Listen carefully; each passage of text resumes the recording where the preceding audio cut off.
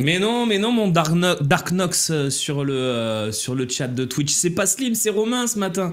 Salut à toutes, salut à tous. On se retrouve pour une nouvelle émission sur le Phocéen, bien sûr, sur YouTube, sur Dailymotion, sur Twitch. On est partout, sur également la web radio du Phocéen. Voilà, vous pouvez voir un peu partout cette émission en replay également. Si vous nous rejoignez en replay, c'est cool. Merci d'avoir cliqué et d'être venu voir ce qui s'est passé ce matin dans l'OM au café.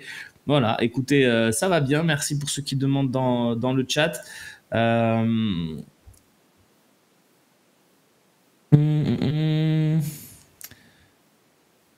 Romain. Tiens, j'en ai vu une passer qui m'a plu. Sympa d'avoir appelé hier matin. Oui, bah j'étais pas loin, hein. J'étais dans les coulisses, j'étais à Marseille.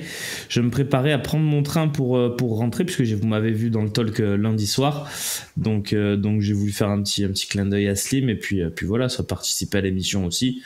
Donc c'était cool. Salut Romain, tu penses que Ro doit être titulaire contre Lille samedi ou pas? Bien, écoute Adrien, non, pour le coup... Là, on a trouvé vraiment une équipe qui gagne 3 matchs d'affilée. Il faut rester sur ce qu'on a fait au niveau structurel. Je dis pas qu'à terme, c'est pas ce que j'ai envie, mais pour l'instant, sur le match de Lille, je pense que on prend les mêmes et on recommence. Avec toujours le débat arrière-gauche, Merlin ou Garcia, mais qui est pas très important au final, parce que l'un ou l'autre ne change pas diamétralement le style de l'équipe, même si j'ai trouvé Quentin Merlin très intéressant dans la construction du jeu, dans la finition aussi des actions. Il s'est retrouvé beaucoup dans la surface, hein, sur des longs relais. Donc non, moi je changerai pas du tout l'équipe. On a vu ton message, Théo, on a vu ton message.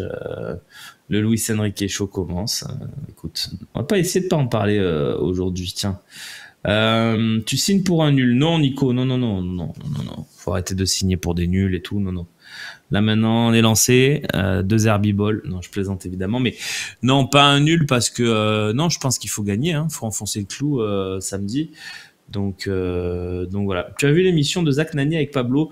Honnêtement j'ai pas tout vu, j'en ai vu une grande partie mais j'ai pas tout vu parce que c'est plutôt long comme format et que j'ai pas tout vu. Zegrova pas dans le groupe de Lille, tu en penses quoi? Zegrova depuis plusieurs matchs il est un petit peu gêné et diminué. Bruno Genesio l'économise pour le match contre Sturm Graz, donc de ce soir. Ça m'inspire que il a envie de l'avoir à fond samedi et que lui éviter ce match, ça le permet de le laisser un peu au frais. C'est plutôt très intelligent de sa part. Qu'est-ce que j'ai pensé de l'interview de Longoria? C'est Foufa. Écoute, honnêtement, du bien, parce que je trouve que c'est intelligent de parler de lui aussi, de mieux le connaître, parce que on le définit souvent comme avec beaucoup de voilà, c'est juste un fou de foot, quoi. Et ça, c'est génial. Mais je savais déjà, hein, je connaissais déjà cette personnalité, mais de le voir en parler, c'est toujours sympa. Il a été sans tabou. Quand il a dû dire qu'il avait été mauvais sur certains coups, il l'a dit. Après, quand il a été fier de certains trucs, il l'a dit. Moi, j'ai bien aimé. Voilà. Toi aussi, tu as hâte de voir les qualités d'Ismaël Koné? Bah oui, j'ai hâte, Matt. Le truc, c'est que ça me fait beaucoup penser à Asdin Ounahi pour l'instant, hein. C'est-à-dire que c'est un gars qu'on a vu bon, qui a été bon, puisque même Koné était plutôt bon avec le Canada et aussi avec le maillot de l'OM en amical, mais qui, quand les matchs officiels sont là, c'est dur, quoi. Donc j'espère que Koné va pouvoir lui à un moment donné se révéler dans la saison, mais les places sont chères. Est-ce que avec le retour d'Harit, c'est Koné qui rentrera en premier et pas Harit? J'en suis pas persuadé, donc on verra. Moi, pour l'instant, Koné, c'est un peu une énigme.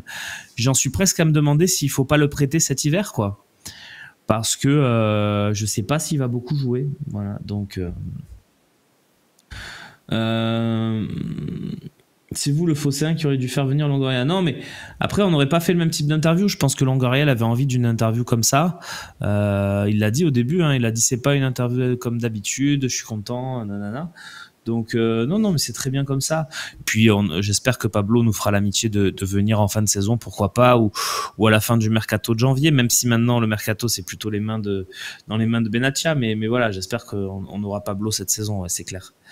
Penses-tu qu'il faudrait faire partir Wai cet hiver? C'est une vraie question, Steph Cool. J'ai pas d'avis tranché. Vous connaissez ma position si vous êtes des fidèles du Phocéen. Je suis pas convaincu par le profil depuis le début, en fait, même avant qu'il signe à l'OM. Hein. Donc,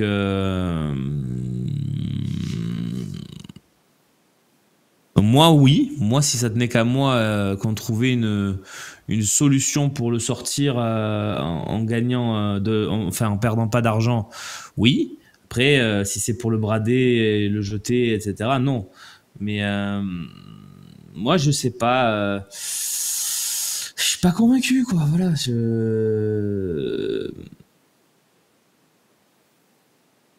Quel est le joueur qui t'a déçu en ce début de saison? C'est Kimi Sama qui me pose cette question. Oh, déçu. On a parlé de Wai. Moi, je dois avouer que non, j'allais dire que Brassier m'a déçu. Brassier, c'est pareil que Wai. J'étais pas un énorme fan, mais ouais, quand même, je pense que les débuts de Brassier sont quand même très très très loin des attentes. Donc, je dirais Brassier quand même hein, dans cette question-là. Voilà.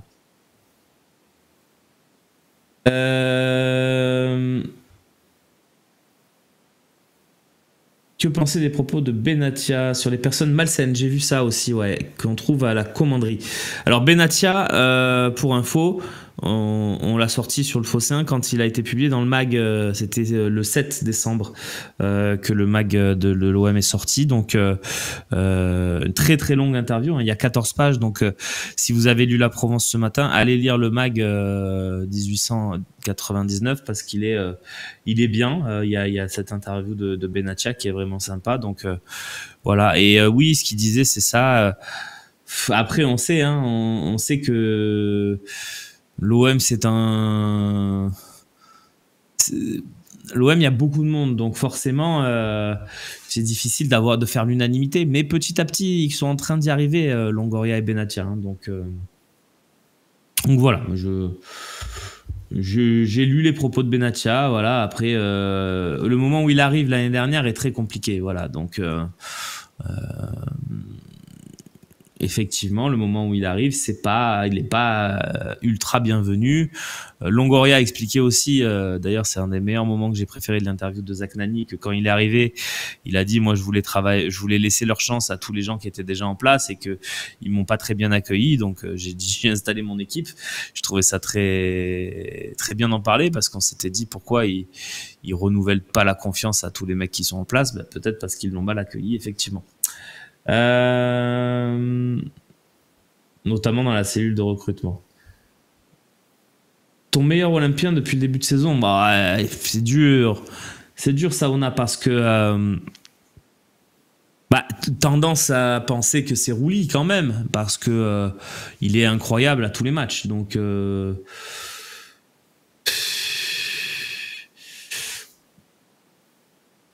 oui, plutôt Rouli. Après, Greenwood, moi je suis quand même très impressionné. Je sais que il fait pas l'unanimité absolue, mais moi son début de saison, quand tu arrives à marquer 10 buts, à être dans beaucoup de construction d'action, voilà. Donc j'irai sur Rouli et puis un petit bonus pour Greenwood, ouais. Et après il y a Højbjerg aussi, hein, t'as raison, Adrien. C'est bien parce que ça fait du débat. On peut se demander qui est le meilleur depuis le début de saison. Et il y a 3 noms qui viennent en tête, donc c'est positif. Donc ça c'est cool. Et répondre Højbjerg n'est pas une erreur. C'est vrai qu'Højbjerg fait un super début de saison, quoi. Greenwood et Rouli sont les meilleurs. Le plus prometteur pour moi, c'est Ro, nous dit A7. Rouli pour beaucoup de monde aussi. Boisvert, Greenwood. Ouais, vous êtes là, voilà, ça se joue entre les deux, quoi. Dans 5 minutes, on va lancer les appels. J'aimerais quelque chose vraiment, très sincèrement, parce que j'ai lu le forum en fait du Phocéen ce matin, les commentaires de l'article publié à 1h sur Balerdi, qui, je précise, c'est pas moi qui l'ai écrit, parce que beaucoup pensent que c'est moi qui l'ai écrit. Non, je ne suis pas l'auteur de cet article, mais je suis aligné avec quasiment la totalité de ce qui est écrit dedans, même la totalité d'ailleurs. Et j'aimerais vraiment, après si ça serait bien, que j'ai quelqu'un qui soit un détracteur de Balerdi cette saison, qui le trouve pas bon. Alors, cette saison, on s'entend, hein, sur les 5-6 derniers matchs, parce qu'il a très mal débuté, ça on est tous d'accord. Mais moi, je trouve que depuis 5-6 matchs, il est vraiment revenu à son... peut-être pas au niveau phénoménal qu'il avait février-mai l'année dernière, mais à un niveau excellent pour moi depuis 5-6 matchs, quoi. Donc, de patron, etc. Donc, moi, s'il y a un vrai détracteur de Balerdi, j'aimerais vraiment que pendant les 5 premières minutes, là, au moment où on va afficher le numéro de téléphone, que dans les 5 premières minutes, on laisse la priorité aux détracteurs de Balerdi pour appeler. Vraiment, j'aimerais un débat ouvert avec quelqu'un qui n'aime pas Balerdi cette saison et qui ne croit pas en Balerdi, qui pense que c'est pas un bon joueur, etc. Peu importe le bémol que vous avez, mais venez partager avec moi, ça serait super pour l'émission. Voilà, donc vous prenez votre téléphone, prenez votre courage à deux mains. Je vais pas vous manger, ça se trouve c'est vous qui aurez raison à la fin, et même personne n'aura raison, on aura chacun exposé nos arguments, mais j'ai vraiment envie de ça. Voilà, si quelqu'un a envie d'appeler pour me dire Balerdi c'est pas ouf, etc., donc allez-y, prenez le téléphone, parce que j'ai eu des messages ce matin, je vous promets, hein, dans les commentaires sur le Phocéen, j'ai pris peur. J'ai vraiment pris peur. Donc n'hésitez pas. Balerdi était stratosphérique l'année dernière, limite top 10 Europe. Là, il est un peu moins, mais il reste très solide. Ouais, je suis assez d'accord avec ça, Lopsy, moi. Hein. Je vous dis pas que c'est Mathias Sammer. Hein. Salut les gars. Que les détracteurs. Qui est détracteur de Balerdi? Oui, il y en a plein, Jack de Saint-Champ. Il y en a plein. Eh ouais.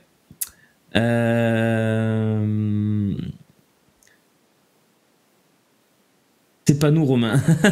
À quand on mea culpa? Ah les gars, le mea culpa concernant Enrique, je crois que je l'ai fait, non? Dites-le à Farid, hein, les gars, que j'en ai quand même fait plusieurs des mea culpa sur Enrique. T'as quand même dit qu'il n'avait pas le niveau N3. Eh ben, je te le redis, Farid, il n'avait pas le niveau N3 avant de partir en prêt au Brésil. C'était une calamité. C'était un calamar, comme on dit à Marseille. C'était un joueur catastrophique, et je le maintiens. Il n'avait pas le niveau pour jouer en N3 jusqu'à ce qu'il parte à Botafogo, qu'il revienne et qu'il change. Parce que c'est vrai que déjà, sous glacé, c'était un tout autre joueur, notamment athlétiquement, où il était vraiment intéressant. Je maintiens malgré tout ce que je dis depuis le début de saison, c'est que ce n'est pas un bon défenseur. On me dit il court, il fait les efforts défensifs, c'est vrai, mais c'est pas un défenseur né, quoi. Et pour moi, il défend pas très bien, jeu de tête assez catastrophique, etc.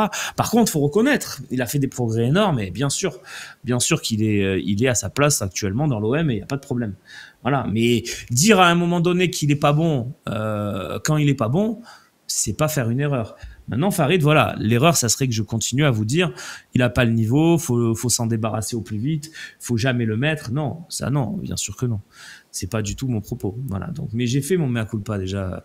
Enfin, mon mea culpa, j'avais rien à mea culper, mais j'ai dit ce que j'avais à dire.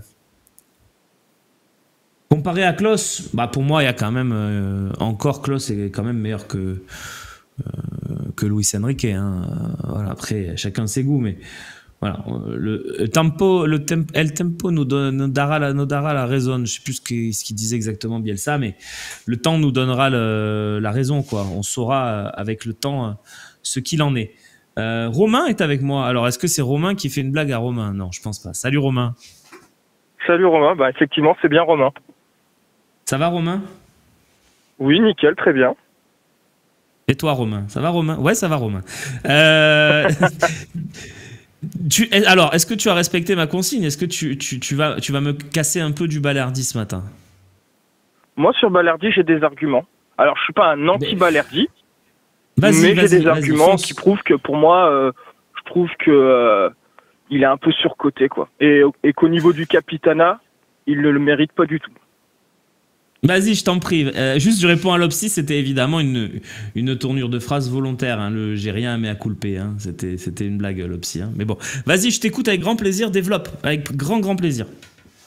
Alors, pour Balerdi, la saison dernière, effectivement, il fait une bonne saison, mais l'OM finit combien? On finit 8e. Donc, pour moi, s'extasier sur un défenseur où on finit 8e, ça m'emballe pas trop. Ensuite, bon, il a été appelé en sélection d'Argentine, ok. Est-ce qu'on a eu vraiment des offres pour ce joueur? J'attends toujours. Donc, voilà, je pense que c'est un bon joueur de Ligue 1. Maintenant, de là à dire que c'est un taulier, etc., je pense qu'en Europe, avec un bon travail de Monsieur Mehdi Benassia, on peut trouver mieux que Balerdi. Voilà. Et je trouve aussi qu'il fait trop d'erreurs sur les gros matchs et qu'il est trop nerveux. Oui, mais ça c'est des arguments, effectivement. On peut trouver mieux. Alors, ben, écoute, déjà, prenons la Ligue 1. On fait le petit jeu, d'accord? Pour le rôle que demande De Zerbi à Balerdi, hein, de premier relanceur, de stopper, parce que c'est lui qui prend la plupart du temps l'avancante principale au marquage haut sur les sorties de balles. Le rôle que De Zerbi donne à Balerdi, est-ce que tu vois un joueur en Ligue 1 capable de le faire? Évidemment, tu vas me citer Marquinhos. Oui, Marquinhos, c'est un super joueur aussi. Mais est-ce que tu vois un autre joueur en Ligue 1 capable d'être au niveau de ce que fait Balerdi? Moi, c'est quand tu me dis en Europe, oui, peut-être tu peux en trouver quelques-uns en Europe, mais en Ligue 1 déjà. Bah, pour moi, déjà, faut pas regarder en Ligue 1, puisque par exemple, on a pris Brassier, et malheureusement, j'ai l'impression que le step de Brassier de Brest à Marseille, c'est un peu juste pour lui. J'aurais pu dire Dante, malheureusement il est bien trop âgé, mais sinon oui, à part Marquinhos ou Dante, je vois pas qui pourrait faire mieux que Balerdi. Maintenant, pour moi, vu qu'on ambitionne de finir sur le podium et de jouer la Ligue des Champions, pour moi on ne doit pas regarder en Ligue 1 pour remplacer Balerdi. Et moi j'ai une question à te poser, à partir de juste, attends, juste parce que Balerdi. Ok, je vais répondre à ta question. Juste du coup, tu me dis, c'est peut-être l'un des meilleurs en Ligue 1 pour faire ça. Oui, mais d'accord. Mais là, pour l'instant, on joue la Ligue 1, tu vois. Donc, si c'est un des meilleurs en Ligue 1 pour faire ça, pourquoi le remplacer? Mais je te laisserai répondre à ça juste après. Je cite le chat qui me cite Danso. Danso, très bon joueur, mais je pense pas qu'il ait les qualités pour jouer. Alors, il joue le même poste à Lens, effectivement, mais on lui demande pas la même chose. Donc, c'est pour ça que je n'ai pas cité Danso. On peut éventuellement en débattre. Hein. Et Singo, c'est Matt qui me dit ça. Singo est excellent, extraordinaire. Mais Singo, je le mettrais dans la catégorie de poste de Murillo plutôt. Voilà. Donc, voilà. C'est pour ça que je cite pas Singo, que j'adore aussi. Voilà. Mais et puis pour combien je laisse partir?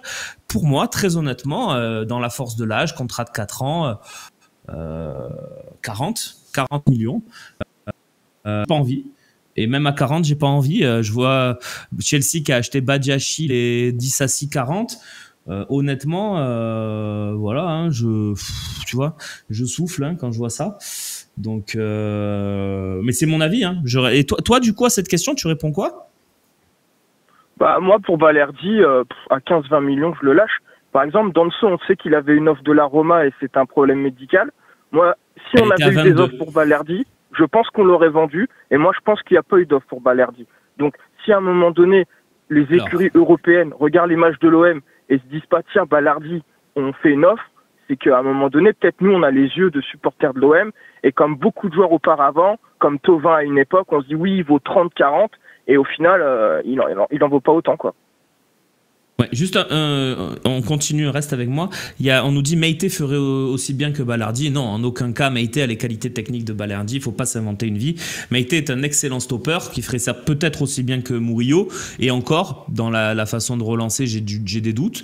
Mais n'inventons pas non plus. Même toi, je pense que tu es d'accord. On peut pas comparer Meïté à Balerdi, non?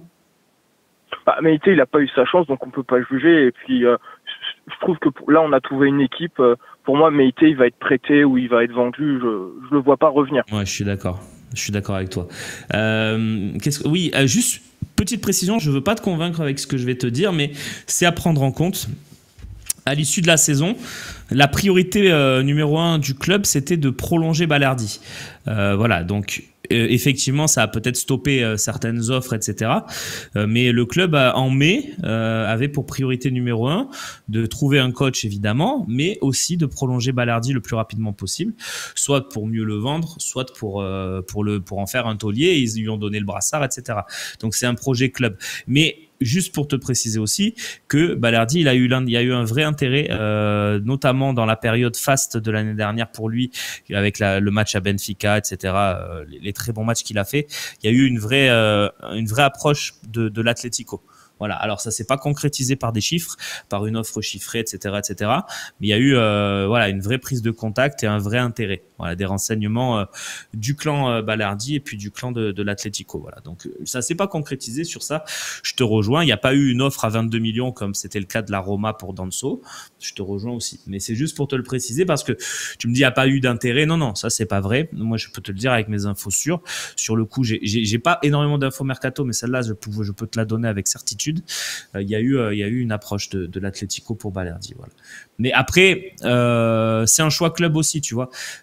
Tu pouvais très bien te dire on le vend dans le tarif que tu as dit, je pense, 15-20 à l'Atlético l'été dernier. Mais c'est un choix qui n'a pas été fait. Moi je suis plutôt convaincu par ce choix.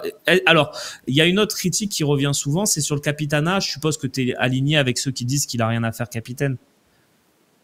Exactement. Moi, c'est par exemple le carton rouge qu'il prend contre Lyon, j'arrive pas à comprendre. Qu'il ait autant de nervosité, alors qu'en plus maintenant, il a Højbjerg devant lui, il a Rabiot, il a Rongier.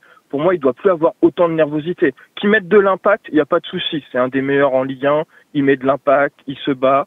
Mais je trouve que parfois, sur certains matchs, le CSC qu'on prend contre le PSG, j'arrive pas à comprendre. Je trouve que parfois, il fait des erreurs et je trouve qu'on est très clément. Contrairement à d'autres joueurs qu'on a eu dans le passé, qui auraient fait la même erreur, qui se seraient fait assassiner, quoi. Oui, alors il s'est déjà fait assassiner Balerdi quand même dans le passé. Hein. Je pense que tu étais dans le coin et que tu as suivi quand même son passif à l'OM. Pas forcément, pas forcément. Moi, Balerdi, quand il est bon, je dis, il est bon. C'est juste que sur les gros matchs, il nous a coûté trop de points. Non, alors juste excuse-moi, mais je suis obligé de te couper. Balerdi, ce qu'il a pris dans la tête pendant 2 ans et demi, les 2 ans et demi de son début d'aventure à l'OM, il le méritait certainement, mais j'ai rarement vu ça quand même. Donc ne dis pas qu'on a été clément avec Balerdi, c'est pas vrai. Là, ce qui est vrai, c'est qu'on a été clément avec lui en ce début de saison, ça je te rejoins, mais c'est aussi dû au passif de l'année dernière. L'année dernière, de février à mai, on a vu un très bon défenseur. Tu peux dire ce que tu veux sur le fait qu'on ait fait 8e, etc. Le parcours en Coupe d'Europe, les matchs qu'il fait, moi je suis désolé, je suis pas du tout d'accord avec toi sur ça, quoi. Ouais, après moi Balerdi, je trouve que par exemple ça aurait été un jeune du centre de formation ou un jeune de Ligue 1 qui fait les mêmes erreurs que Balerdi, je pense qu'on lui aurait pas laissé autant de temps que Balerdi. Je pense que par exemple, je vais prendre l'exemple à l'époque de Ronald Zubar ou même d'un Jacques Fati qui étaient des bons joueurs de Ligue 1, ils auraient fait le quart d'erreur de Balerdi, on les aurait déjà mis en tribune. Je trouve que voilà, moi je trouve avec Balerdi on a beaucoup d'indulgence, mais dans ce cas-là, l'indulgence qu'on a avec Balerdi, il faudrait le faire avec d'autres joueurs. Ok, mais en tout cas c'est cool parce que vraiment je suis content que tu aies appelé parce que c'est vrai que c'est un peu comment dire, c'est un peu une unpopular opinion. J'aime bien ça, j'aime bien les gens qui viennent, qui débattent de leurs avis parce que je pense que dans la majorité Balerdi est plutôt, les gens sont plutôt d'accord avec moi sur ce que je dis sur Balerdi, mais c'est très bien parce qu'il y a beaucoup de gens qui partagent ton avis et qui voilà, je suis très content que tu aies appelé ce matin. Juste moi sur Zubar, il a quand même joué 100 matchs à l'OM et il a fait beaucoup de boulettes. Hein. On va pas non plus pas le moment de réhabiliter Zubar non plus, quoi, tu vois, mais t'as raison sur ce que tu dis. Moi je suis plutôt d'accord en plus, mais je crois que moi ce que je disais du stade en fait contre Saint-Etienne, je pense qu'on réalise pas tout ce que lui demande De Zerbi. Je pense que on n'a pas conscience de la difficulté du poste. Il n'est pas juste un poste de défenseur central basique. Je répondais à un commentaire ce matin qui me disait ouais, moi ce qu'on demande à un défenseur c'est juste de bien défendre. Oui, mais c'est pas ce que demande De Zerbi à un bon défenseur. Tu vois ce que je veux dire? Et une dernière chose, moi pour moi, si on est passé à 3 défenseurs, c'est que nos défenseurs centraux ne sont pas assez bons dans le système de base de De Zerbi. À la base, De Zerbi, il a toujours joué à 4 défenseurs. Et si on est passé à 3 défenseurs, c'est qu'il estime que nos défenseurs centraux ne sont pas assez bons ou complémentaires. Et pour moi, là déjà, c'est une preuve d'intelligence de notre coach, mais c'est aussi un aveu de faiblesse sur le fait de jouer à 2 défenseurs centraux. Alors, ben là, je suis totalement d'accord avec toi. Je suis totalement d'accord avec toi. C'est qu'il n'a pas été... Et on parle que de la Ligue 1, Romain. On parle pas de la Ligue des Champions. On parle que de la Ligue 1. J'estime qu'en Ligue 1, l'OM peut jouer à 4 défenseurs. Alors, mais moi, je suis totalement d'accord avec ça. J'appelle de mes voeux un 4-3-3 également. C'est ce que je disais avant le match de Saint-Etienne. Moi, je préfère un 4-3-3 avec la possibilité d'utiliser Jonathan Rowe en plus offensivement, tu vois. Donc, je pense que tu es sur cette lignée aussi de pensée en termes d'effectifs. Mais le problème, effectivement, c'est qu'il n'a pas trouvé de paire. Il n'a pas trouvé une paire complémentaire. Mais pour le coup, toutes les paires qui ont été essayées, le maillon faible, ça n'a pas forcément été Balerdi. C'était plutôt le mec qu'on mettait à côté, que ça soit Brassier, que ça soit Kondogbia quand il a joué à 2 derrière, que ça soit Cornelius. On n'est pas sur des... Tu vois, pour moi, en tout cas, il y a des classes d'écart avec Balerdi, mais après, chacun son avis. Et juste un petit mot, justement, le fait que Balerdi ne soit pas le maillon faible, et donc le maillon fort, est-ce que justement, en tant que capitaine et maillon fort, il doit bonifier son partenaire de défense? C'est à eux de trouver les automatismes. On a essayé Brassier, on a essayé Cornelius, et au final, pour moi, Balerdi, il n'a pas peut-être cette aura, ce truc en plus qui fait que, par exemple, au Real Madrid, il y avait Sergio Ramos, tu pouvais mettre Varane ou Pepe, le mec, il était bon. Parce que le gars à côté de lui, il le bonifiait. Et c'est là où j'en reviens à ses erreurs individuelles, sa nervosité. Je pense que si c'était un joueur un peu plus calme, eh ben, il permettrait à son partenaire de défense, dans une défense à 4, à l'autre défenseur central d'être meilleur. Ok, j'entends, je partage pas, mais j'entends, et c'est super que tu sois venu donner cet avis dans l'OM au café. On reste encore 2 minutes ensemble si tu veux bien, juste sur le fait de mettre en confiance les partenaires. Je trouve que son entente avec Murillo, par exemple, est excellente, mais c'est vrai ce que tu dis. Après, par exemple, tu vois, sur un ballon long contre Auxerre, ce que fait Brassier, moi j'ai du mal à me dire c'est parce que Balerdi le met pas en confiance, tu vois. À un moment donné, les mecs sont pas là, ils sont pas là, tu vois. C'est un peu facile, quoi. Je pense. Hein. Après, on va attendre le retour de Cornelius, on va voir ce que ça donne. C'est peut-être la meilleure paire possible. Maintenant, avec nos 3 victoires d'affilée contre des bonnes équipes de Ligue 1, je nous vois mal revenir à 4 défenseurs d'ici la trêve hivernale, quoi. Oui, non, mais je pense que là, il va rester un peu quelques semaines, peut-être même 2-3 mois sur ce système-là qui, pour l'instant, fonctionne. Après, on est d'accord, c'est pas son système préféré et c'est pas la façon qu'il préfère de jouer au foot. Mais malgré tout, tu vois des trucs. Tu sais, les sorties de balles courtes avec, je le disais, hein, le triangle Balerdi, Rongier, Højbjerg, ce qu'ils sont capables de faire dans les sorties de balles, les petites passes courtes et basculer rapidement derrière la ligne de milieu pour Greenwood ou Rabiot. Ça, c'est quand même quelque chose qu'on a vu en première mi-temps contre Saint-Etienne et qui est quand même très sympa. Voilà. Merci beaucoup, Romain. Merci à toi, Romain. C'était un plaisir. Et c'est quoi ton pseudo dans le chat? Moi, j'ai pas de pseudo. J'écoute l'émission, en fait, je suis sur la route. Et quand je peux appeler entre 2 clients, j'appelle. Ouais, j'adore, merci beaucoup. Bonne journée à toi et à très vite sur le Phocéen. N'hésitez pas, si vous voulez également venir donner votre avis. On va clore le dossier Balerdi, je crois qu'on en a bien parlé. Voilà, vous avez eu 2 opinions qui sont assez différentes sur ce cas-là et qui symbolisent aussi ce qui se passe dans l'analyse, c'est-à-dire qu'on peut ne pas être d'accord. Après, j'ai pas l'impression qu'il nous disait il faut mettre Balerdi sur le banc non plus, Romain. Je pense pas, je lui ai pas demandé, mais je pense que dans l'état de l'effectif actuel, il laisse quand même Balerdi titulaire. Mais voilà, j'ai eu beaucoup ce matin aussi. Et ouais, on se rend pas compte. On a Mbemba qui est pas là. Alors Mbemba, moi j'y pense même plus. Hein. Enfin, je sais que vous y pensez souvent, mais ma foi. Tu partages l'avis de Romain. Mais il faut dire lequel? Il faut dire Romain l'auditeur, Francky. Parce que si tu dis je partage l'avis de Romain, ça peut être le mien aussi. Balerdi surcoté, mais on n'a pas meilleur. Ouais, non, mais voilà. Ça, je peux accepter d'entendre ça. Moi, je suis pas d'accord. Mais en même temps, chacun son avis. Pour moi, il est sous-coté Balerdi de fou. C'est-à-dire que... Bon, bref. L'Argentine a gagné la Coupe du Monde parce qu'il n'avait pas Balerdi dans le groupe. Bon, écoute, excuse-moi, mais la défense de l'Argentine... Tagliafico, Otamendi qui maintenant a 38 ans, le défenseur de Manchester United qui est une pipe absolue en Première Ligue. Ouais, si tu veux. C'était la chute de l'Empire romain, Zekai. Non, mais après, voilà, chacun Chacun ses goûts et chacun son avis surtout.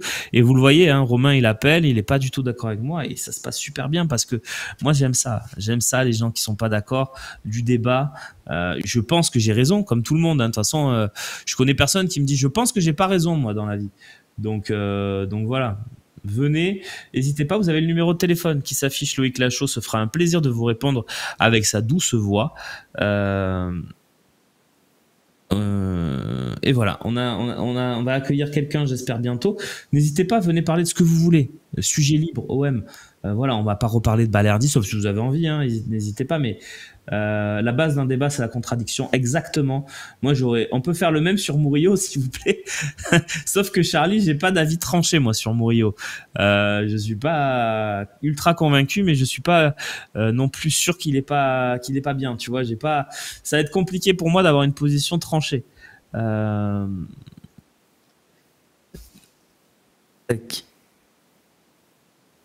Allez, on continue l'émission. Satisfait du recrutement de Greenwood à mi-saison? Ah bah oui, Robec, je pense quand même. Non. Est-ce que tu te satisferais d'un mercato blanc? C'est une question de Sefoufa. Oui, je peux l'accepter. Si on me tient un discours où on me dit pour l'unité du groupe, Roberto De Zerbi, il a décidé que non, qu'on avait ce qu'il fallait, etc. Oui, je peux l'accepter. Voilà, je peux clairement l'accepter. Maintenant, je pense pas que ça sera le cas. Je crois que l'OM va essayer de sortir 3 de ses défenseurs centraux cet hiver. Va essayer de se débarrasser de Brassier, de se débarrasser de Meïté et de se débarrasser de Mbemba, que ce soit en prêt ou en transfert pour les 3, et qu'une fois qu'ils auront vendu ces 3-là, ils vont essayer de prendre un mec quand même. Voilà. Donc, c'est évident pour moi. Après, il y a peut-être une opportunité pour le poste d'arrière droit, mais ça voudrait dire de sortir peut-être Lirola ou Murillo. Je suis pas certain qu'ils le fassent. Et il y a le débat Wai avant-centre. Ça, c'est toujours un débat. Mais Mopé, il tient la route, donc je suis pas sûr qu'on le fasse non plus. Il y a peut-être un numéro 10 pour remplacer numériquement Carboni. Voilà à quoi va ressembler le mercato. Mais si on me dit il n'y a pas de mouvement, bah je suis prêt à l'accepter. Et je vais demander à Ange, qui est avec moi en ligne, s'il est prêt à l'accepter. Salut Ange. Romain, comment tu vas? Ça va. Qu'est-ce que tu répondras à cette question, toi? Est-ce que tu es prêt à accepter un mercato blanc éventuellement cet hiver? Alors Romain, moi au niveau du mercato blanc, si tu vois, il faudrait quand même, moi je pense qu'il faudrait renforcer un peu la défense. Mais par contre, juste, je vais pas te massacrer ta question assez essentielle, mais Romain, j'ai envie de te poser une question, moi. Ouais. Je peux? Je t'écoute, oui, bien sûr. Romain, j'ai une question qui va peut-être, qui va relever un peu le débat. Romain, dis-moi, s'il te plaît. Et en étant sincère, pourquoi tu supportes l'OM? Je te pose une question. Réponds-moi, comme ça, vas-y. Pourquoi je supporte l'OM? Parce que c'est comme ça que je suis né avec. Ben, je te dis, non, mais qu'est-ce que tu espères? Quand tu supportes l'OM, tu espères quoi? La victoire, toujours. La victoire. Et ça fait quand, le dernier trophée date de quand, Romain? Il nous date de quand, là, nous? 2012, oui. Tu veux en venir où? Ouais, 2012. Tu sais où je vais en venir, Romain? C'est que, en fait, nous, et je vais te dire un truc, parce que là, j'ai un peu le moral cassé quand je parle de l'OM. Tu sais pourquoi? Parce qu'en fait, Romain, on est voué à l'échec. Quoi qu'on fasse, on débute une saison pour terminer non pas premier, mais pour terminer 3e ou 4e. On n'a aucun espoir de gagner aucun trophée. Donc le PSG rafle tout depuis des années. Donc nous, moi, j'ai 40 ans, donc j'ai connu 2010, mais je pense aux jeunes, les pauvres. Et les jeunes, ils connaîtront jamais rien, quoi, avec ce club. Jamais, quoi. Tu vois, c'est la finalité de supporter un club, c'est d'au moins espérer remporter un trophée. À défaut de remporter un trophée, Romain, tu sais pourquoi j'allais au stade? Il y a 2 ans, 3 ans de ça, j'allais au stade parce qu'il y avait un mec qui s'appelait Payet, et au moins quand j'étais au stade, j'étais content. Tu sais pourquoi j'étais content? Je revois comment j'étais réduit à quoi? Avoir un contrôle réussi. Tu te rends compte? Ouais, mais là, tu les as cette année. Dans quel abîme on se trouve? Ange, tu les as cette année, les contrôles réussis, etc. T'as quand même un mec qui s'appelle Greenwood qui, à mon avis, est au niveau largement de Payet. Hein. En tout cas, c'est mon avis. Tu le mets largement au niveau de Payet? Ah oui, techniquement, ah oui, sans hésiter. Ah d'accord, sans quand même. Hésitation. Ouais. Ah oui, mais je sais pas. Attends, tu sais, Romain, je crois que tu me reconnais un peu. Tu sais, Romain, que moi, et d'abord, je tiens à dire un truc, une parenthèse rapide, en 2-2. Romain, j'espère qu'il n'y a pas de problème, parce qu'à un moment, j'ai écouté ton émission et tu as dit ta place elle est en danger sur le fossé. Bon, j'espère vraiment que c'est pas le cas, parce que moi, je t'aime beaucoup. Écoute, alors je suis pas au courant. Mais je t'aime beaucoup comme animateur, etc., tu vois. Non, mais il y a aucun problème. Et en tout cas, si c'était le cas, je serais au courant. Il y a aucun problème. Mais c'est toi qui l'avais dit. C'est pour ça que j'avais appelé. J'avais pas pu t'avoir sur le coup. On fait des vannes. Ouais. Tu sais, on blague aussi. Hein. Non, bon, ça va, ça me rassure. Bon, ça va. Ça me rassure parce que franchement, t'as l'air d'être un bon gars et voilà, ça me faisait chier. J'espère qu'elles vont pas lui faire une enculerie, quoi. Voilà. Non, t'inquiète pas. Bon, du coup, pour revenir, on va essayer d'aller sur le terrain où tu vas, qui est très intéressant. Avant qu'on enchaîne, évidemment, vous connaissez le système de l'émission, mais Ange, honnêtement, cette équipe de cette année, moi, je veux bien, j'entends ce que tu dis. Sur les titres, je suis globalement d'accord avec toi. C'est vrai, moi, je suis assez dégoûté à chaque saison qu'on commence, me dire le PSG vont rafler la Ligue 1. Nana. Malgré tout, t'as quand même des clubs comme Nantes, comme Guingamp qui ont gagné des coupes de France. Toi, t'as pas été foutu de le faire. Il y a Lille et Monaco qui sont allés gagner une Ligue 1. Lille et Monaco, ils ont gagné une Ligue 1. Tu pouvais peut-être à un moment te dire, pourquoi pas nous, tu vois. Donc je suis pas trop d'accord avec ça. Il y a les coupes d'Europe. À un moment donné, tu pouvais te dire, quand tu es en demi-finale de Conference League contre le grand Feyenoord, tu peux quand même te dire, on peut quand même gagner la Conference League. Donc moi, je suis pas trop d'accord avec toi. Moi, j'ai toujours cet espoir de gagner des trophées. Mais on supporte pas un club que pour ça. Va demander aux supporters d'Angers. Va demander aux supporters d'Angers pourquoi ils supportent Angers. Parce que c'est en eux. Ils savent qu'ils gagneront pas de trophées, tu vois. Donc moi, je pense que le supporterisme, ça va au-delà des trophées. Le supporterisme, c'est dans les veines, c'est dans le sang, c'est sur les murs de ta maison, et que de toute façon, tu es supporter de ton club. Je veux dire, Ange, même si tu n'as plus envie, tu vas le rester supporter de l'OM parce que tu n'as pas le choix. C'est comme ça. C'est comme ça. Tu vois ce que je veux dire? Évidemment. Et moi, Romain, je peux te répondre juste sur un truc. Oui, parce que moi, maintenant, quand j'étais jeune, comme je me mets à la place des jeunes de maintenant et tout, j'étais supporter mais à 100%. Je m'en foutais qu'on perdait ou quoi. L'OM, c'était l'OM. Là, maintenant, avec le recul et tout, je regarde des phases. Bon, là, cette année, c'est vrai que c'est un peu mieux au niveau jeu. Mais tu te rends compte, l'année dernière, ce qu'on a subi, c'était terrifiant, quoi. C'était terrifiant. Voilà, tu vois, moi, je demande rien. Je demande, au moins, mettez-nous un mec qui sait faire un contrôle, quoi. On a le droit de demander ça, quand même. On est quand même l'OM, tu vois. On n'est pas un génie Nantes. Mais au moins un contrôle réussi, s'il vous plaît, quoi, tu vois, voilà. Ange, tu as raison, mais tu les as cette année, ces joueurs-là. Je suis désolé, regarde. On a un peu Greenwood, c'est tout, le reste, c'est faible. Mais non. Et Ange, sois lucide. Regarde la première mi-temps contre Saint-Etienne, regarde la qualité technique des mecs, regarde ce que fait Højbjerg, regarde ce que fait Rongier, regarde ce que fait Rabiot, regarde ce que fait Greenwood. Alors, ils sont pas tous parfaits, évidemment. Regarde même Kondogbia en première mi-temps, techniquement. Mais moi, je suis désolé. Romain, je suis d'accord sur le niveau qui a baissé. Mais ta dernière émotion avec l'OM, c'est quoi, toi, Romain? Ma dernière émotion avec l'OM, Paris. Grosse émotion, je te parle que vraiment tu as vibré, tu étais vraiment à fond et tout. Benfica l'année dernière. Ouais, allez, ça va, je te l'accorde. Oui, il y en a eu qu'une, mais Benfica, quand même. Et, pas l'année dernière, mais pour l'instant, là, tu vois, allez, on prend en gros les 5 dernières années, c'est quoi? Ta plus grosse émotion? Paris avec Tudor, la deuxième place de Sampaoli sur la dernière journée contre Strasbourg, le but incroyable de Payet contre le PAOK. Il y en a plein, il y en a quelques-unes quand même, tu vois. Lyon cette année, vous avez raison dans le chat, les gars, quand même. Et pour moi, en fait, c'est que, tu vois, ça a toujours été associé, mes émotions récentes, ça a toujours été associé à un seul mec, un joueur, à Payet, je vais te le dire, voilà. Que ce soit contre Leipzig, que ce soit contre le PAOK, comme t'as dit, que ce soit à chaque fois ce mec-là, quand il y avait des grands matchs, tu vois, Greenwood, il nous le fait pas, il nous le fait à l'extérieur, mais à domicile, il est dégueulasse, tu vois. C'est ça qui manque un peu, ça manque de vie, tu vois, je trouve Oval. C'est ton avis, et moi je suis pas d'accord avec toi, mais encore une fois, chacun son avis. Ovel, ça manque de vie, on est d'accord. Ça, évidemment, mais oublie pas, Ange, un truc, s'il te plaît, oublie pas un truc, Ange, c'est qu'on est mi-décembre. On est mi-décembre et au Vélodrome, on y a joué 6 fois. On y a joué 6 fois. C'est un bon argument. Moi, je veux bien qu'on parte. Un argument de recevable. C'est vrai, je suis d'accord avec toi. On part sur des analyses. Le Vélodrome, c'est catastrophique. Nanana. Tu as joué 6 fois, tu as battu Nice, c'est Monaco. Jusqu'à pour le moment, moi, je parle. C'est Monaco. Oui, je sais, mais je trouve que c'est un peu tôt. Et que tu as quand même en Europe actuellement. Et actuellement, en Europe, tu as la meilleure équipe à l'extérieur. Alors évidemment, tout n'est pas parfait, parce qu'au Vélodrome, ça va pas. Mais on fait quand même un bon début de saison et à une marge de progression. Et tu me dis, le niveau technique, je suis désolé, quand ton milieu de terrain, c'est Rongier, Rabiot, Højbjerg, techniquement, les mecs, ils sont à la hauteur. Alors évidemment, on parle de la Ligue 1, mais on joue que la Ligue 1. Donc je sais pas si, pour moi, il n'y a pas meilleur milieu de terrain. Non, mais moi, j'ai regardé Paris hier soir. Attends. J'ai regardé Paris hier soir en Ligue des Champions. Leur milieu de terrain, ils nous arrivent pas à la cheville en termes de qualité de milieu de terrain. Alors après, collectivement, ils sont plus forts et ils nous ont écrasés. Ok, pas de problème.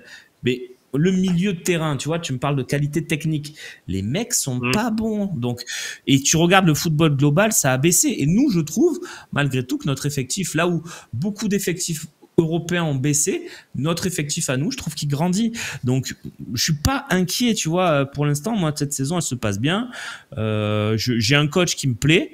Et puis voilà. Donc après, peut-être je me trompe, mais tu sais quoi, Romain, ce qui coûte cher de nos jours dans le football, c'est l'intelligence de jeu. Ce qui coûte cher de nos jours dans le football, c'est l'intelligence de jeu. C'est ça qui est devenu très très cher, c'est ce que Guardiola met en place à City, etc. Et nous, comme malheureusement l'argent nous fait défaut, ce qu'on recrute, bon là c'est très bien, comme tu l'as dit, je suis d'accord avec toi, c'est vrai, ça va au milieu de terrain, ça va. Mais je suis pas d'accord quand tu dis on a un milieu supérieur au PSG, on l'a vu au Vélodrome, ils ont massacré notamment dans le milieu de terrain, et même si malgré Rabiot, etc., tu vois. Ouais, si tu veux. Mais bon, c'est notre budget, c'est autre chose. Après, c'est juste que voilà, je voulais avoir ton avis sur cette question. J'avais une question à poser, tu vois, je voulais te poser, savoir pourquoi tu supportes l'OM, tu m'as répondu. Moi, ça me satisfait. Et je suis content d'avoir échangé avec toi, Romain. Merci, Ange. À très vite alors. Romain, juste, je passe le bonjour à un collègue à moi, Fouad Larèche. Voilà, je l'embrasse. Et voilà. Et je t'embrasse, gros. Ciao. Ça va. Merci à toi. Corben Dallas Multipass qui nous dit Vitinha et Joao Neves ne sont pas bons MDR. Écoute, Vitinha, je suis évidemment d'accord avec toi, super joueur, pas de problème. Joao Neves, je suis désolé, hein, je sais que je vais peut-être vous choquer. Moi, Joao Neves, je suis pas convaincu. Joao Neves, voilà, on l'a joué l'année dernière, aller-retour contre Benfica. Joao Neves, je l'ai pas vu. Et pourtant, il n'avait pas affronté des foudres de guerre. Hein. L'OM de la saison dernière, c'est pas City. Hein. Mais Joao Neves, j'avais pas vu. Je trouve pas. Alors évidemment, en Ligue 1, dans une équipe qui ultra domine, techniquement, il est bon. Mais est-ce que ça vaut 100 millions ou je sais pas combien ils l'ont payé? Pour moi, non. Après, chacun ses goûts. Mais moi, Joao Neves, bon. C'est quand même la meilleure data sur les passes progressives, etc. de toute la Ligue 1. Juste numéro 1. Ouais, c'est les passes progressives, les machins. Si tu veux, j'entends, hein, Corben Dallas Multipass. J'adore toujours ton pseudo d'ailleurs, mais écoute, j'ai vu les matchs, la plupart des matchs de Paris en Ligue des Champions, parce que ça m'intéresse. Pour moi, c'est pas au niveau, mais après. Chacun ses goûts. Non, mais attends, c'est combien sur l'échelle de Luis Enrique, me dit Steph OM pour me brancher. Non, mais c'est un très bon joueur, Joao Neves, je vous dis pas le contraire. Mais voilà, moi, Joao Neves, je trouve un peu surcoté. Warren Zaïre-Emery aussi. Fabian Ruiz, c'est l'ombre de ce qu'il est en Espagne. Il est catastrophique en France, je comprends pas pourquoi, mais bon. Voilà, pour moi, leur milieu de terrain, il est pas ouf. Après, il est peut-être meilleur que le nôtre. C'était dans l'emballement, j'ai dit ça, voilà. Romain, moi je préfère Romain. Non, mais on s'en fout de qui on préfère, pardon, hein, je lis pas tous les messages, les gars, aux armes, mais c'est gentil de ta part, mais voilà, peu importe qui on préfère, on est là pour échanger tous ensemble. Oui, il a toujours été dans les mêmes dispositions que face à Reims, c'est juste qu'après Reims, il a perdu la confiance, que face à Montpellier, il fait un très bon match, mais qu'il a jamais su confirmer, qu'on lui a pas trop donné le temps aussi de confirmer. Mais la sortie de Benassia dans la Provence. Alors juste, Antoluna, la sortie de Benassia, on va peut-être vous la reproposer, vous la remonter sur le Phocéen cet après-midi, parce que vous en parlez beaucoup. La sortie de Benassia, elle date du 7 décembre. Hein. C'est pas tout neuf, ça fait quand même 5 jours et on vous l'a proposé sur le Phocéen. Mais qu'est-ce que j'en pense de la sortie de Benassia dans la Provence? Moi, je trouve que l'interview, parce que moi, j'ai lu l'interview intégrale de Benassia dans 1899, le magazine de l'OM. J'ai trouvé l'interview super, voilà, il y a plein de choses. D'ailleurs, lisez plutôt ça que ce qui en sort aujourd'hui, où je trouve qu'ils ont essayé de condenser, de résumer, mais résumer une interview, c'est compliqué, c'est difficile. Donc, moi, j'aurais préféré limite qu'ils remettent toute l'interview, quitte à prendre 6 pages du journal. Mais non, voilà, moi, je trouve que j'avais bien aimé l'interview. Ouais. DJ Smon qui a posé une bonne question apparemment. Alors, je l'ai pas. Elle est où cette question de DJ Smon? Voilà, ça remonte. Il faut que je remonte loin. Alors, je ne sais plus lire. Peut-être que je ne vois pas DJ Smon. Ah, il est où mon DJ Smon? Bon, si vous avez la question de DJ Smon, n'hésitez pas à me la mettre.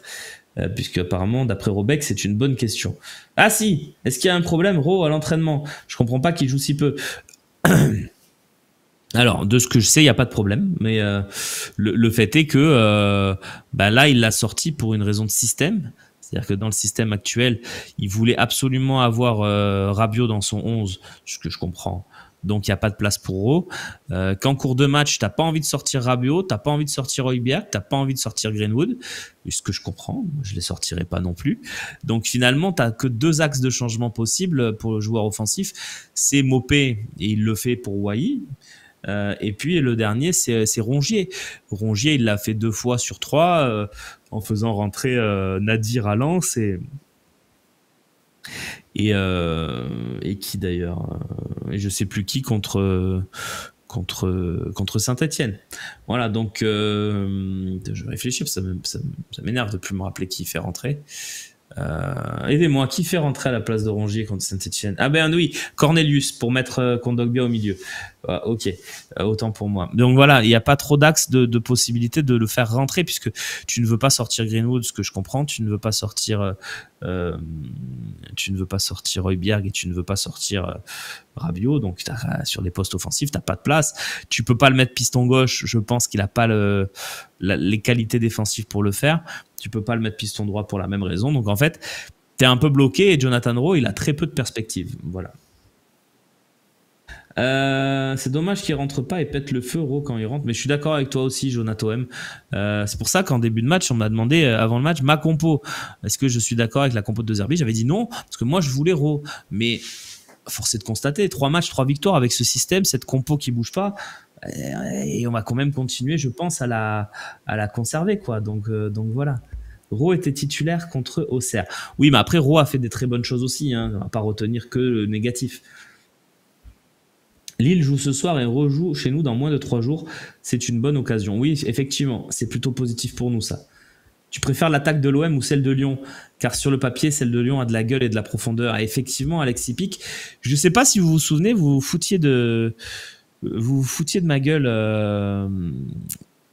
Vous vous foutiez de ma gueule il y a quelques semaines quand je vous disais que je craignais beaucoup Lyon cette saison. Je les crains toujours autant et je trouve vraiment leur potentiel offensif assez impressionnant. Je vous avais dit aussi, vous vous foutiez de moi aussi à l'époque, que moi j'aimais beaucoup Cherki. Je crois qu'il est en train de montrer des choses très intéressantes. Le petit Fofana, que moi personnellement j'avais pas vu venir, je vais être honnête, il est très bon. Voilà, devant ils ont Lacazette qui continue de marquer des buts et d'obtenir des pénaltys généreux, sauf à Reims où on lui a pas donné, mais voilà, il y a Thiago Almada qui arrive. Bon, ça c'est pas sûr, Dams, parce que avec leurs difficultés, leur impossibilité de recrutement, leur obligation de vendre, c'est pas sûr que Almada arrive vraiment, mais on verra. Moi, je vous dis juste sur Lyon. S'ils gardent une équipe cohérente, peut-être qu'ils peuvent vendre, je sais pas du tout ce qu'ils doivent vendre, ce qu'ils doivent faire. Ça, c'est très obscur, c'est très opaque, c'est la DNCG. Mais s'ils ont disons que s'ils n'ont pas de problème cet hiver de vente de joueurs, etc., ils vont jouer le podium. Hein. Moi, je vous le dis clairement, ils jouent le podium. Le seul truc qui peut les en empêcher, c'est peut-être la Coupe d'Europe, parce qu'ils jouent l'Europa League et que je pense qu'ils ont un potentiel d'aller dans les quarts de finale sans grande difficulté. Donc au final, ça leur fait faire quand même beaucoup de matchs. Donc voilà, on a la chance qu'ils aient pas de coach. Et écoute, Dybala, je trouve qu'il est pas si mal, Pierre Sage. Tu vois, on se moquait aussi de Lens avec Francaise. Voilà, c'est des coachs qui viennent un peu de nulle part et qui au final sont quand même cohérents. Donc je suis pas trop d'accord avec ça. Moi, je trouve qu'il fait des bonnes choses, des choses simples, hein, mais il les fait bien. Il a quand même totalement lancé la carrière de Cherki, même si Laurent Blanc l'avait un petit peu fait, mais Pierre Sage lui donne une confiance aveugle. Voilà, donc Moi, je trouve ils manient bien le turnover en Coupe d'Europe aussi. Non, pour moi, ils ont une belle équipe et ils font de très belles choses. Donc, mais peut-être effectivement qu'avec l'Europa, ils seront fatigués, c'est vrai, Zef. Mais voilà, en tout cas, je trouve que ils font partie des rivaux. Il faut les prendre très au sérieux, au même titre à mon avis que Monaco, ni plus ni moins, et au même titre que Lille, ni plus ni moins. Je pense pas que Lyon soit en dessous de ces équipes-là. Voilà, donc je crois qu'on va avoir un sprint à 5. Attention à Paris, parce qu'il y a peut-être une de ces 5 équipes-là qui va sprinter très très fort et qui va aller les chercher. Mais je pense que Monaco plus fort que Lyon, je sais pas, hein, Mats, je sais pas. Je suis pas sûr. Lille, pour moi, c'est les plus costauds. Vous voyez, chacun son avis. Il y en a qui disent Monaco, il y en a qui disent Lyon, il y en a qui disent Lille. Là, on a un vrai top 5 cette saison, Steph, c'est vrai. Je sais pas. Moi, j'ai pas la certitude de vous dire qui finira deuxième. J'en sais rien du tout. J'espère que ce sera l'OM. Mais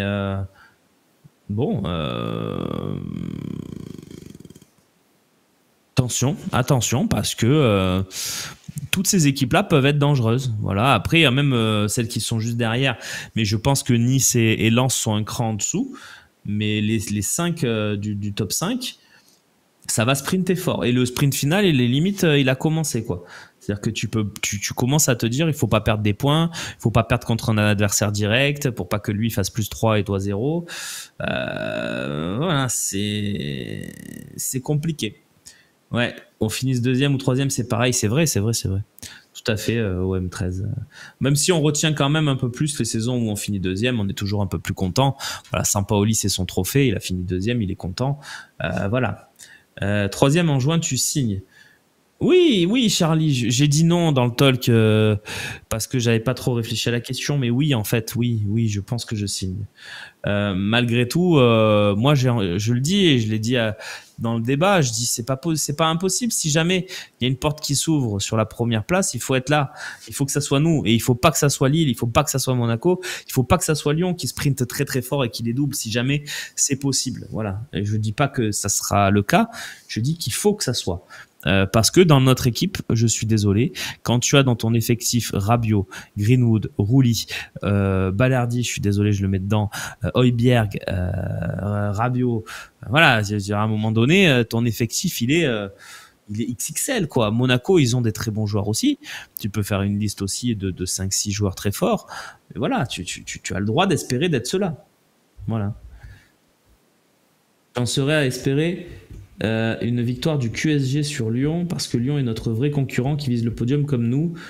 Le QSG n'est pas dans le même championnat que nous de toute façon. Moi, je te dis juste sur ce match, tout résultat est bon à prendre au M13. C'est-à-dire que si jamais, dans le cas où tu bats Lille, évidemment, c'est pas toujours, bien sûr, ça serait différent. Mais si tu bats Lille et que tu regardes le match dimanche, moi, je serais très serein et je le regarderai avec cette envie de me dire, quoi qu'il arrive, c'est positif. C'est-à-dire que si Paris perd, tu reviens à 2 points. Là, tu ne pourras pas dire bon, ça va. Au moment de Noël, on sera à 2 points du PSG, quoi. Ça serait quand même exceptionnel. Si Paris gagne, tu resteras à 5 points de Paris, mais tu auras creusé un peu l'écart sur Lyon et sur Lille, parce que tu auras gagné. Donc, je dis juste un cas où Et puis, s'il y a match nul, tu reviens à 3 points de Paris. Lyon ne revient pas sur toi. Voilà. Donc, très serein, en fait. C'est le tournant, vraiment, c'est nous. Il faut qu'on essaie de gagner nos matchs. Et si on bat Lille, voilà, ça peut nous lancer vraiment bien, parce qu'on va faire Lille. Après, il y aura la Coupe de France. Il ne faut pas que ça stoppe notre élan, mais j'ai confiance. Puis après, on reçoit le Havre. Donc, je pense qu'il y a moyen d'enchaîner, quoi. Voilà, donc on verra. Mais Lyon n'a pas perdu en championnat depuis qu'on les a battus. Ils ont une belle dynamique. Ils peuvent regarder Paris dans les yeux. Effectivement, Davnos. Merci pour ce stream de qualité. Merci à toi, Robec. Je prends le nul entre PSG et Lyon. Oui, bien sûr. On a toujours du mal, historiquement, avec les matchs pivots. Oui et non, parce que regarde, Monaco, c'était un match pivot. On l'a quand même plutôt bien réussi. C'est vrai, PSG, bon, tu peux aussi te dire, cette saison, quand même, dans les matchs concurrents directs, quand je dis concurrents directs, ça va être top 7. On a dit les 5 gros qui sprintent et tout, et en rajoutant Nice et Lens, on a battu tout le monde. On a battu tout le monde sauf Paris, bien sûr, mais t'as battu Monaco, t'as battu Lyon, t'as battu Lens, t'as battu Nice. Tu vas jouer Lille évidemment, mais t'as battu Lyon. Donc t'as battu tout le monde en fait. Donc c'est très encourageant. Donc voilà, moi je trouve qu'on est là, on est présent et c'est de bon augure. On se retrouvera demain, hein, les copains, pour une nouvelle émission.